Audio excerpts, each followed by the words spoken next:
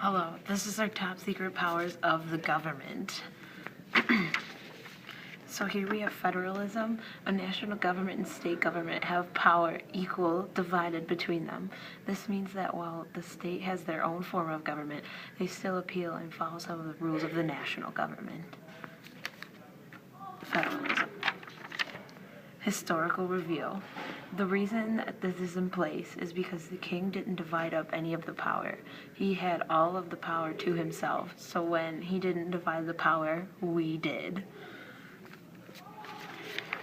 This is a picture of federalism, and it's like just shows the pyramid of power throughout the multiple governments, like the state, the country, the local, national, and then it orders from the least powerful to the most powerful. So federal would be the most powerful. That's why it's at the top. Here we have limited government. A government doesn't have complete control over the country. There are specific powers that the government is prohibited from having.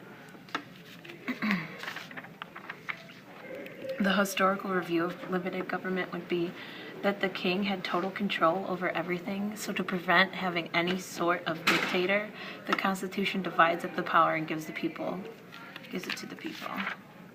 And here we have a picture that shows the government helping out the people by giving them money, but it does not have complete control over them.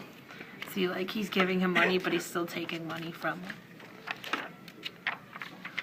Here we have the separation of powers, which is 3 branches, judicial, legislative, executive, and they all keep each other from getting too powerful. So they do this by having each other branches in charge of different tasks, and they have different abilities. The historical review of the separation of powers is they do this because it prevents someone like the king from becoming a dictator.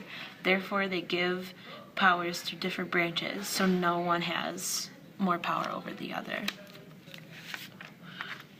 Here's a picture of the separation of powers. We have the legislative, the executive, and the judicial. And the picture just shows how they are all divided up equally, how they're all equal in the circle. Here we have checks and balances.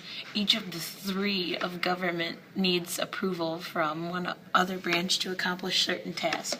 The historical view, which is on this one, was that the king used to have total control and could pass whatever he wanted.